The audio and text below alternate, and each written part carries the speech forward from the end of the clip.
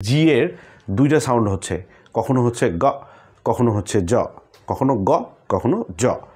Hello dear students, welcome to the English class. আজকে আমরা পড়বো হার্ড অ্যান্ড সফট জি। একটু মজার হলো তাই না? হার্ড আর সফট, তার মানে কি শক্ত এবং নরম জি। এক্স্যাক্টলি তাই, আমরা আজকে শক্ত এবং নরম জি নিয়েই কথা বলবো। Let's begin. যে জি এর দুইটা সাউন্ড হচ্ছে, কখনো হচ্ছে গ, কখনো হচ্ছে জ, কখনো গ, কখনো জ। সো এটা কখন গ হচ্ছে আবার কখন জ হচ্ছে এই বিষয়টা আমাদের জানতে হবে। সো আমরা প্রথমে হার্ড জি নিয়ে জানার চেষ্টা করি। হার্ড জি কোনটা? যেটা হচ্ছে গ সাউন্ড হয়, গ। এই যে জি এর উপর যে এই আইপিএ সিম্বল, এইটাকে বলা হচ্ছে আইপিএ সিম্বল, আর আমি বাংলা সাউন্ডে দিয়েছি। জি এর সাউন্ডটা যখন গ হবে তখন ওটাকে হার্ড জি বলা হয়, আর জি এর সাউন্ডটা যখন জ হবে তখন ওটাকে বলা হয় সফট জি। এটা দেখছো ডি, এই যে সাইনটা দেখতেছো এটা হচ্ছে আইপিএ সিম্বল। এই আইপিএ সিম্বলটাকে বলা হয় জ। এটা নিয়ে আমি এর আগে কনসোনেন্ট সাউন্ড নিয়ে যখন কথা বলেছি তখন কিন্তু এইগুলো বিষয়ে তোমাদের পরিচয় করে দিয়েছি। তোমরা যদি কনসোনেন্ট সাউন্ড না জানো তাহলে কনসোনেন্ট সাউন্ড রিলেটেড আমার একটা ভিডিও আছে, সেটা দেখে ফেলিও। জি এর সাউন্ড যখন হবে জ এর মতো তখন সেটাকে বলবে সফট জি, আর যখন গ এর মতো হবে তখন সেটাকে বলা হবে হার্ড জি। সো আমরা হার্ড জি নিয়ে একটু কথা বলি আগে, তারপরে আমরা সফট জি নিয়ে কথা বলবো। সো হার্ড জি এর রুলটা একটাই রুল। হার্ড জি এর রুল হচ্ছে G is followed by A, O, U and other consonant. G এর পরে যদি এই, ইউ এবং ও থাকে আর অথবা আদার কোনো কনসোনেন্ট থাকে, বাকি যে কনসোনেন্টগুলো আছে সেই কনসোনেন্টগুলো যদি থাকে তাহলে জি এর সাউন্ডটা গ এর মতো হবে, গ গ গ এর মতো হবে। আমরা এক্সাম্পলে যাই। এখানে আমি তিনটা, তোমাদের সুবিধার জন্য তিনটা সাউন্ডকে আমি আলাদা করেছি, একটা বিগিনিং সাউন্ড, একটা মিডিল সাউন্ড এবং এন্ডিং সাউন্ড। তিন ধরনের সাউন্ডের মধ্যে কিন্তু এই গ সাউন্ডটা হয়, আমরা পরিলক্ষিত করি। সো আমি এই তিনটা সাউন্ড নিয়ে আলোচনা করেছি। সো আমরা প্রথমে বিগিনিং সাউন্ড নিয়ে কথা বলি। বিগিনিং সাউন্ড হচ্ছে কি? দেখো এখানে বিগিনিং সাউন্ডে আছে গেম, গেম। গ এই জি এর পরে কিন্তু এই আছে। সো এখানে লেখাই কিন্তু আছে এ, O, U and other consonant. তো জি এর পরে এই যেহেতু আছে সো সাউন্ডটা হবে গ, গেম। এরপরে গোট, গোট, গোট। জি এর পরে ও আছে, জি এর পরে যদি ও থাকে তাহলে ওটা হার্ড জি হয়, অর্থাৎ ওটাকে গ উচ্চারণ হয়। এরপরে আছে গাম, জি এর পরে ইউ আছে এই জন্য গাম, গ হয়েছে। জি এর পরে এল আছে, গ্লাস, জি এর পরে এল আছে এই জন্য আমরা পড়তেছি গ। এল মানে কি? আর একটা কনসোনেন্ট। সো এখানে এই আছে, এখানে ও আছে, এখানে ইউ আছে, এখানে আদার কনসোনেন্ট আছে। সো এরকম যদি থাকে তাহলে আমরা এটাকে পড়ব গ। এরপরে মিডিল সাউন্ডে কিভাবে পরিলক্ষিত হয় আমরা একটু দেখি। এখানে দেখো ইগল, ইগল, ইগলের পরে দেখো জি আছে, জি এর পরে কিন্তু এল আছে, জি এর পরে এল আছে, এল মানে আদার কনসোনেন্ট, অন্য একটা কনসোনেন্ট। সো কিন্তু এটা গ সাউন্ড হয়েছে ইগল। এরপরে দেখো টাইগার, টাইগার, জি এর পরে কিন্তু ই আছে, জি এর পরে ই আছে এই জন্য গ সাউন্ড হয়েছে টাইগার। এরপরে ড্রাগন, ড্রাগন, জি এর পরে কিন্তু ও আছে এই কারণে এটা হচ্ছে গ সাউন্ড, ড্রাগন। এরপরে এন্ডিং সাউন্ড।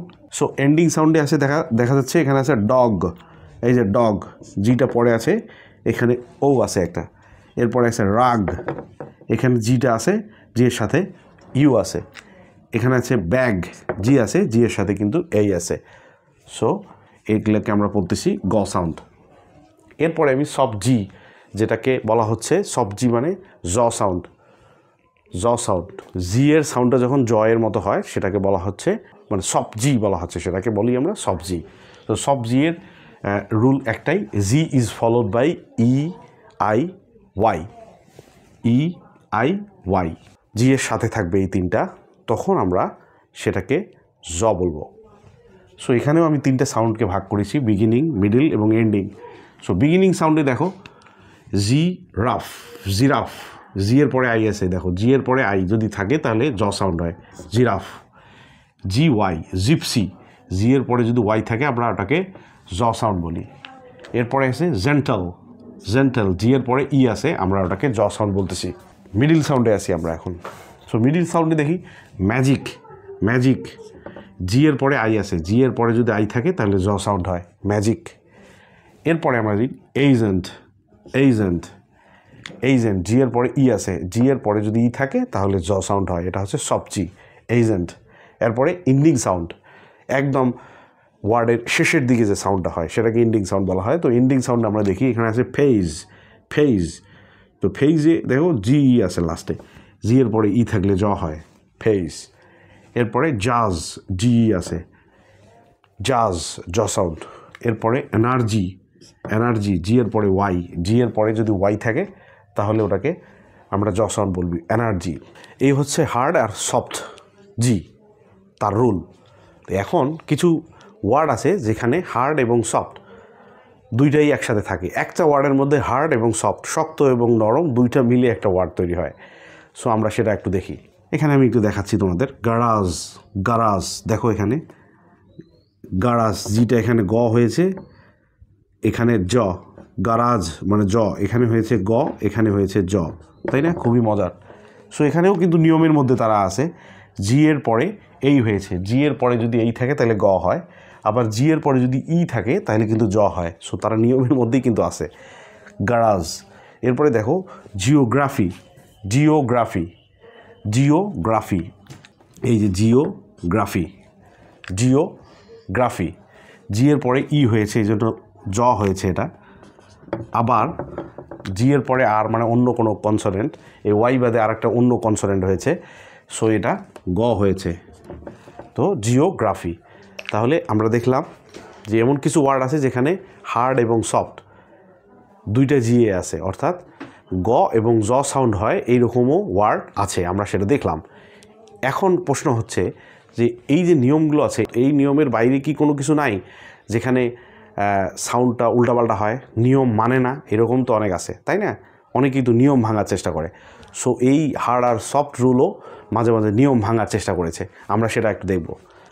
এখানে আমি 3টা ওয়ার্ড দেখিয়েছি তোমাদের, এগুলো হচ্ছে এক্সেপশন, ব্যতিক্রম, এরা কোনো নিয়মের ধার ধারে না। দেখো এখানে গেট, তাই না? এখানে গেট, এখানে আছে গেট। সো এখানে কিন্তু গ, এখানে কিন্তু জিটা কিন্তু গ সাউন্ড হচ্ছে, কিন্তু জিটা এখানে গ সাউন্ড হতে পারে না নিয়ম অনুযায়ী।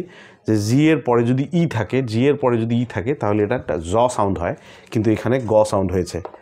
ই থাকার পরও এখানে কিন্তু গ সাউন্ড হয়েছে, তার মানে সে নিয়মের ধার ধারে না। এর পরেরটা আসি গার্ল, দেখো গার্ল, এখানেও কিন্তু জিটা গ সাউন্ড হয়েছে, কিন্তু জি এর পরে কিন্তু আই আছে, জি এর পরে আই থাকলে কিন্তু জ হওয়ার কথা, কিন্তু সে নিয়মের কোনো ধারে নাই। এরপরে দেখি আমরা মিডল সাউন্ডে বিগিন, দেখো এখানে বিগিন, এখানে জি আছে কিন্তু জি এর পরে আই আছে, জি এর পরে আই থাকলে জ হওয়ার কথা, বিজিন হওয়ার কথা, কিন্তু এটা বিজিন হয়নি, এটা হয়েছে বিগিন। সো এরকম অনেক এক্সেপশন আছে, সেই এক্সেপশনগুলোও খেয়াল করতে হবে। এই বিষয়গুলো আসলে কি, এটা আসলে প্র্যাকটিসের বিষয়। তুমি যত বেশি প্র্যাকটিস করবা তত এটা আস্তে আস্তে তুমি দক্ষ হয়ে যাবা। কিন্তু তুমি যদি প্র্যাকটিস না করো, জাস্ট ভাবতে থাকো, তাহলে আসলে তুমি এটা নিয়ে এক্সপার্ট হতে পারবে না। সো প্রথমেই তোমার কাছে অনেক কিছু কনফিউজ লাগতে পারে, যদি তুমি রেগুলার প্র্যাকটিস করে যাও তাহলে এই বিষয়টা অনেক সহজ হয়ে যাবে। আশা করি বিষয়টা বুঝতে পেরেছো। সো ভিডিওটি শেয়ার করতে ভুলো না। এই টাইপের ভিডিও আরও পেতে চাইলে ফেসবুক পেজে ফলো দাও এবং ইউটিউব চ্যানেলে সাবস্ক্রাইব করে পাশে থাকো। বাই।